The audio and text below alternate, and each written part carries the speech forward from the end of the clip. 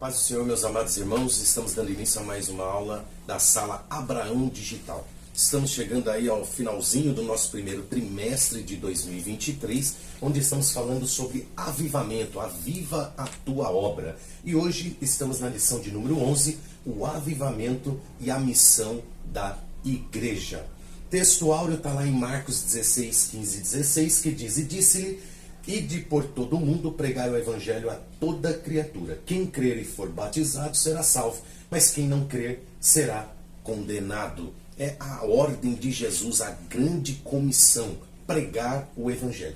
A verdade prática, neste tempo em que estamos vivendo, marcado pela falta de fé, a igreja só pode cumprir a sua missão de ganhar almas se estiver imersa no avivamento espiritual. Logo, se eu não tenho aquele ânimo para evangelizar, é falta de avivamento, porque a nossa missão é evangelizar, é ganhar almas. Eu não tenho que me preocupar em patrocinar um missionário. Isso é importante, ajuda o missionário, mas eu também tenho a minha obrigação de evangelizar. Temos hoje aí também como objetivo da lição características do avivamento da igreja primitiva.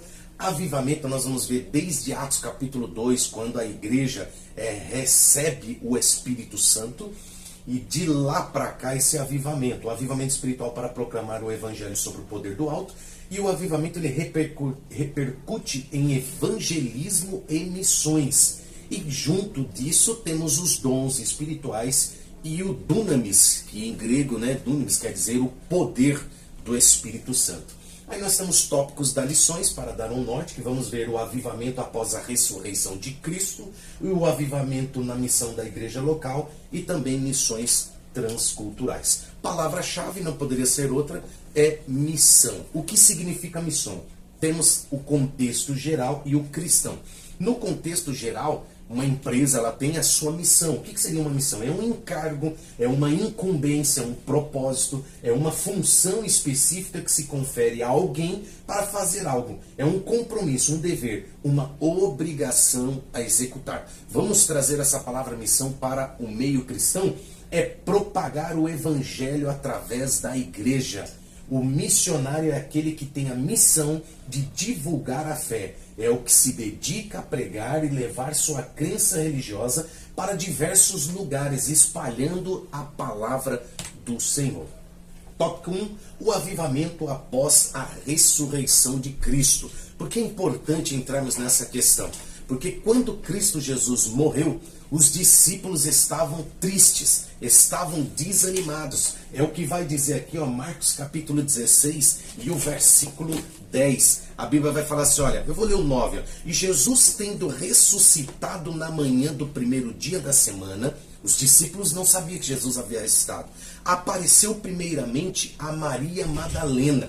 Esta foi privilegiada, porque ela viu Jesus, foi a primeira pessoa a ver Jesus, Maria Madalena, da qual tinha expulsado 7 demônios. Então, antes de Jesus morrer, Jesus havia libertado essa mulher de espíritos maus.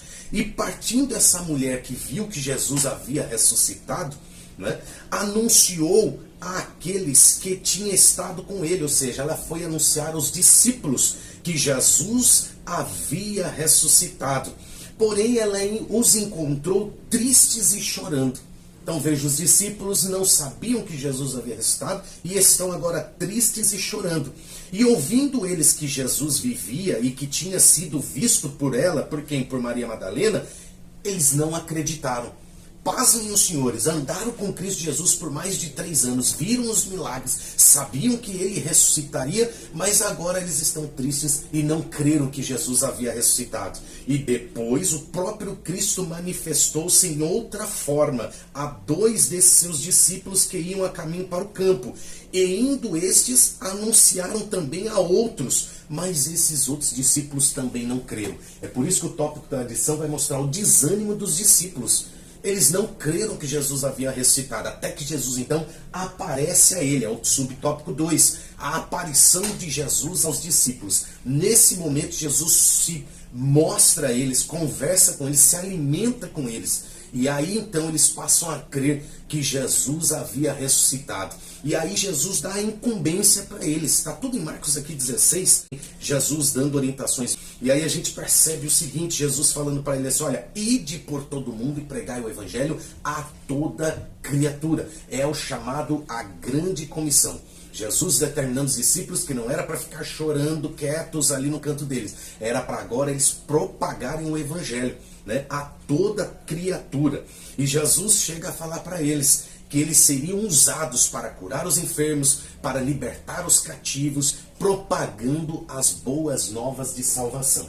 Após a ressurreição de Jesus, ele fica por cerca de 40 dias na terra, é visto por muitos homens e mulheres e discípulos, e até então Jesus fala para eles, que está lá em Atos capítulo 1, que é para eles ficarem em Jerusalém e aguardar que lá em Jerusalém eles receberiam um poder do alto que os revestiria de tal forma que eles teriam ânimo, capacidade para propagar as boas novas em toda Jerusalém, Judéia e Samaria e até aos confins da terra.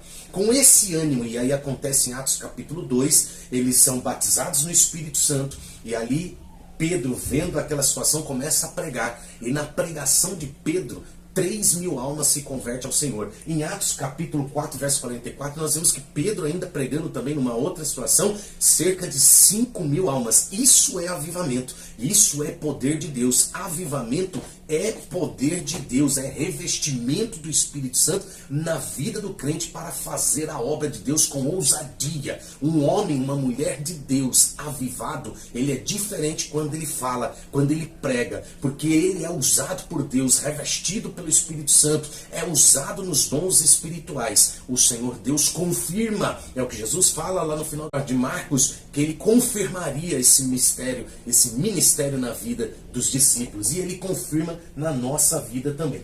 E aqui tem alguns exemplos de discípulos que após isso pregaram. Eu falei de Pedro que pregou ganhando muitas almas, é Pedro e João também que lá na porta do templo cura aquele coxo, aquele enfermo, né?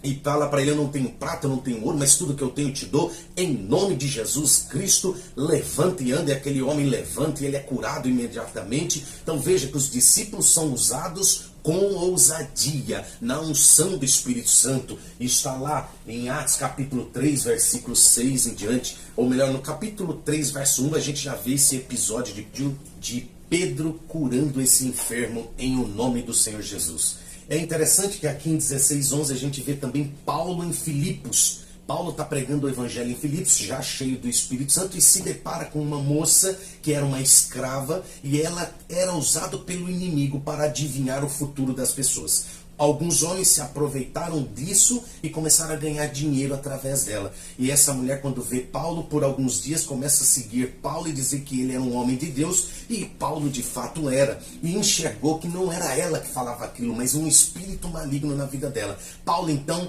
ora, expulsa o demônio daquela mulher, ela é liberta e imediatamente ela para de adivinhar o futuro. Consequentemente, aqueles homens se enfureceram contra Paulo, porque acabou-se agora o dinheiro que eles ganhavam através da adivinhação dessa mulher. Então perceba que os discípulos, eles eram usados de forma tremenda, porque acabaram de ser revestidos desse poder de Atos capítulo 2. E ainda em Atos capítulo 8, versículos 6 e 8, nós vemos que os discípulos, né, no caso de Filipe, ele curava os enfermos, ele era usado para libertar os demônios das pessoas. Então os discípulos, eles foram muito usados por Deus através desse revestimento. Olha o que diz Atos capítulo 8, versículo 6 em diante. A Bíblia diz assim, olha: e as multidões unanimemente prestavam atenção ao que Filipe dizia, porque ouviam e viam sinais que ele fazia, porque os espíritos imundos saíam de muitos que os tinham, clamando em alta voz, e muitos paralíticos e coxos eram curados. Está falando só de Filipe. Olha só quantas pessoas eram curadas e libertas no nome do Senhor.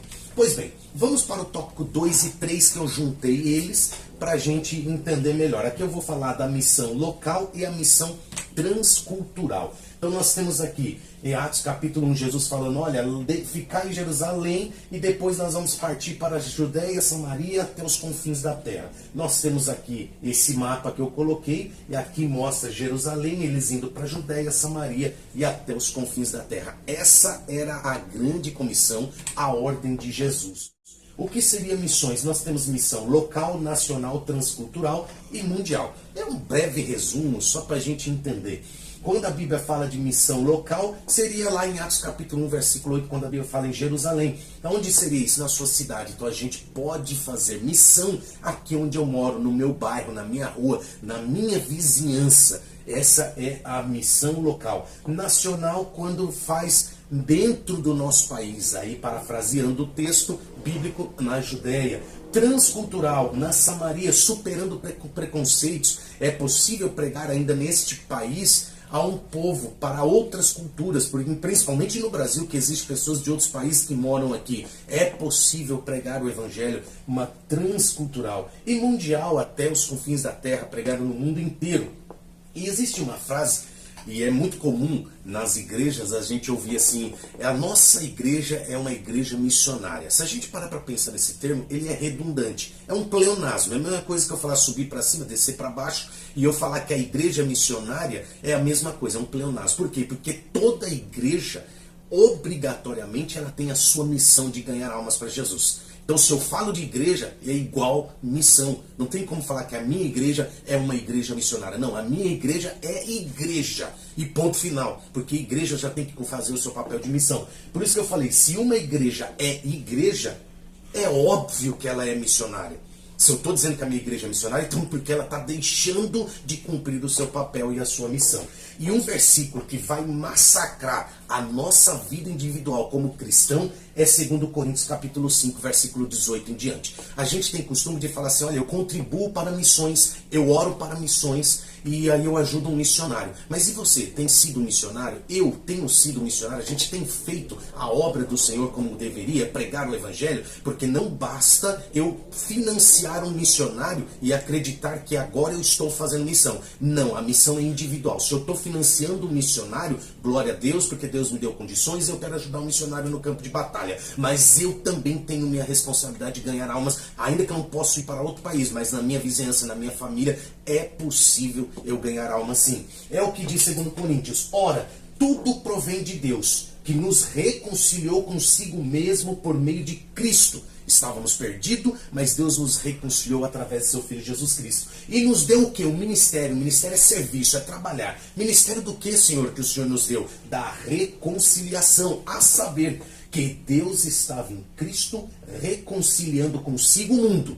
Então Deus estava reconciliando consigo o mundo, não imputando aos homens as suas transgressões. E nos confiou, olha o que Deus confiou a nós, e não é só para um missionário. Então quando eu estou financiando um missionário, estou achando que eu já estou bem com Deus, estamos enganados. Ele confiou a nós a palavra da reconciliação. Eu tenho que propagar essa palavra para ganhar almas, de sorte que somos embaixadores em nome de Cristo, que se Deus exortasse por nosso intermédio, como se Deus exortasse por nós também. Em nome de Cristo, pois, rogamos que vos reconcilieis com Deus. Precisamos sim assumir a nossa missão, nosso ministério da reconciliação. Pois bem, aí eu coloco, a missão da igreja é a missão de Cristo. Então qual que foi a missão de Cristo? E aí é para nós também: proclamar as boas novas do reino, as boas novas de salvação. Ensinar, devemos batizar e treinar os novos crentes. Temos que responder à necessidade humana com serviço amoroso. A igreja, ela é amorosa, amar o próximo como a si mesmo. Buscar a transformação das estruturas injustas da sociedade. Lutar para preservar a integridade da criação e sustentar a vida na terra. Eu coloco aqui a janela 1040, né, que ela está a 10 e 40 graus acima da linha do Equador, e ela engloba aqui as regiões da África, um pouco da Europa, um pouco da Ásia. Por que existe a janela 1040? Já que estamos falando de avivamento e de missões, e a nossa igreja, nós devemos ser missionários, pregar o Evangelho, essa região é uma região muito crítica, que desde 1989, que foi feita essa reunião, né, lá em Manila, deixei marcado aqui, com Luiz Bush, na segunda conferência de Lausanne, eles definiram que essa janela 1040, que engloba esses países, é o lugar mais maior população mundial, cerca de 66% mora aqui, e a pobreza é muito grande. E como está no mapa, a maior parte da população aqui, ó, ela é muçulmana, além de hindu e budista, e o evangelho quase não entra ali. Então a gente tem um grande problema, ó. Cerca de 62 países dessa região, eles não conhecem o evangelho ou conhecem bem pouquinho. Então esse é um caso que a gente precisa ter. E aí a gente coloquei aqui também um slide que ele vai mostrar o seguinte: as principais religiões do mundo. E a gente consegue observar nesse mapa a quantidade de religiões no mundo. Por exemplo, cristão, 33% da população, e nós estamos falando de 8 bilhões de seres humanos na face da Terra. Desses 8 bilhões, 33% é cristão, mas 22% é católico e somente 11% é evangélico. E aí nós temos sem religião, a quantidade de hinduístas, budistas, temos os chineses, e o muçulmano é uma grande massa, né, de pessoas que seguem essa religião. Então tem muitas vidas para conquistar. Nesse outro gráfico, nós vemos que o Brasil hoje tem, e esse mapa é atual, é de 2023, o Brasil está com 216 milhões de pessoas e muita gente que a gente pode ganhar para Cristo. Cerca de 40 milhões de cristãos de 216 milhões é que tem aqui no Brasil. Só para os senhores terem ideia, ali mostra a Índia e a China, juntando os dois são 3 bilhões, só 2 países, quase 3 bilhões de almas, onde o evangelho não entra, principalmente na China, né, que tem muita perseguição religiosa, a Índia, que existe milhares de deuses. Então nós temos muito que fazer para ganhar almas para o reino do Senhor. Enfim, eu deixo aqui a mensagem do Senhor Jesus, a convocação, que ele diz: ide por todo mundo e pregai o evangelho a toda criatura. Meu amado, busquemos o avivamento. Avivamento e missões, eles têm que estar juntos. É por isso que tem esse versículo: a quem enviarei e quem há de ir por nós? Você está pronto? Você está preparado? Então é momento de buscarmos o avivamento, porque um crente avivado, ele faz missões automaticamente. Que Deus te abençoe, em nome de Jesus.